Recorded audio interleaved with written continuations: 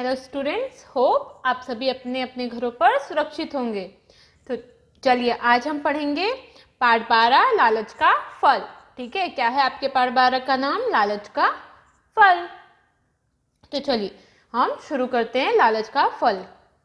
गोदावरी के तट पर बरगद का एक विशाल वृक्ष था। उसकी शाखाओं पर भांति भांति के पक्षी रहते थे। ठीक है, गोदावरी नदी थी एक। ठीक है, उसके तट पर एक बरगद का पेड़, तट पर यानी किनारे पर, वहां पर एक बरगद का पेड़ था।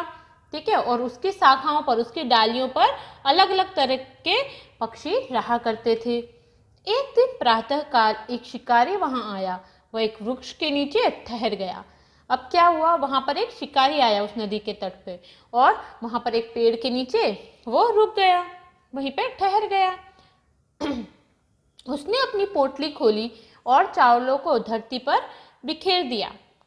फिर जाल फैलाया और पक्षियों के आने का इंतजार करने लगा, उसकी प्रतीक्षा करने लगा। ठीक है, अब क्या हुआ, जब वो शिकारी आया तो उसने क्या किया कि वहां पे खाली मैदान था, वहां पे जो दाने होते हैं चावल के वो बिखेर दिए। ठीक है, और पक्षियों के वहां पे एक जगह पर छुप गया, ताकि अगर कोई पक्षी आए तो वो फंस जाए, दाने चुगने के लिए आए तो उसकी वो प्रतीक्षा करने लगा, छुप गया। थोड़ी ही देर बाद कबूतरों का सरदार चित्रग्रीव सपरिवार उड़ता हुआ उसी मार्ग से निकला। वहां चावलों को देखकर कबूतरों के मुंह में पानी आ गया। ठीक है, अब क्या हुआ कि जब थोड़ी देर हो गई तो वहां से एक कबूतरों का झुंड निकला, कबूतरों का पूरा परिवार था एक, तो वो वहां से निकला। वहां का उसका मुखिया था चित्रग्रीव। कौन था उसका मुखिया? चित्रग्रीव नाम का एक कबूतर था। तो वो सब वहां से निकले और उन्होंने देखा कि इतने सारे चावल बिखरे पड़े हैं, तो उनके मुंह में अनाज देखकर पानी आ गया। सरदार चित्रग्रीव बहुत बुद्धिमान था। उसने कबूतरों से कहा, साथियों, इस निर्जन वन में चावलों के दाने देखकर मुझे विस्मय होता है। अवश्य ही दाल में कुछ काला है।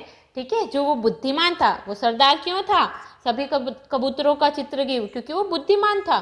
तो उसने सोचा कि इस निर्जन वन में, निर्जन मतलब इस सुनसान से, है ना, सुनसान, तो सुनसान से वन में ये चावल के दाने कहाँ से आए, है ना? मुझे तो कुछ गड़बड़ लग रही है, दाल में कुछ काला लग रहा है, यानी कुछ गड़बड़ होना।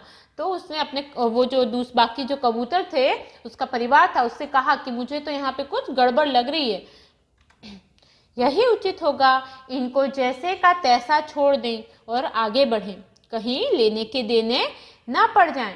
यह नहीं हो सकता, परोसी हुई थाली से हम कैसे मुंह मोड़ लें?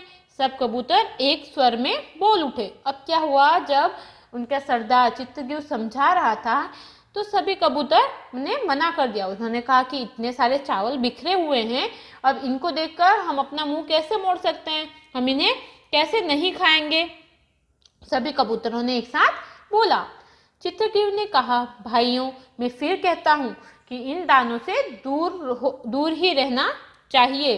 कहीं लोभ में फंसकर हमारा भी वह हाल ना हो जाए जो लोभ के कारण उस राहगीर का हुआ था।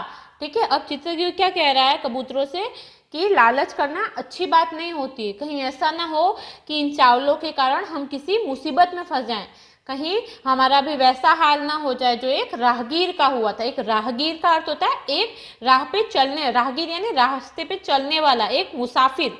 ठीक है, तो उस मुसाफिर की जैसी हालत हुई थी, कहीं वैसी हमारी भी ना हो जाए।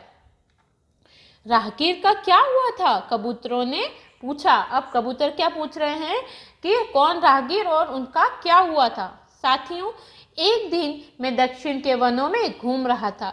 वहां मैंने एक तालाब के किनारे बूढ़े शेर को बैठे देखा। अब जो चित्रग्रीव जो सरदार था कबूतरों का, वो उन्हें बता रहा है कि एक दिन जब वो दक्षिण के वनों में घूम रहा था, दक्षिण के जंगलों में घूम रहा था, तो वहां पे उसने एक शेर को बैठे देखा।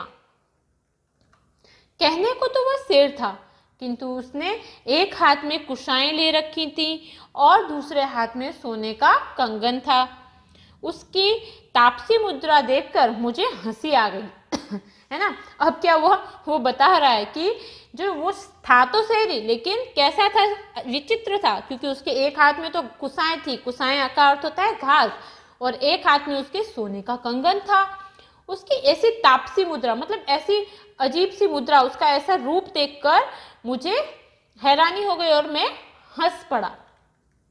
ठीक है, यहाँ पर जो चित्रगीव है उसने बताया कि किस तरह से उसने एक शेर को देखा और उसकी हंसी छूट गई। क्यों? क्योंकि वो शेर के हाथ में एक हाथ में उसके क्या था, घास थी, कुशाएं थी, और एक हाथ में सोने के कंगन थे।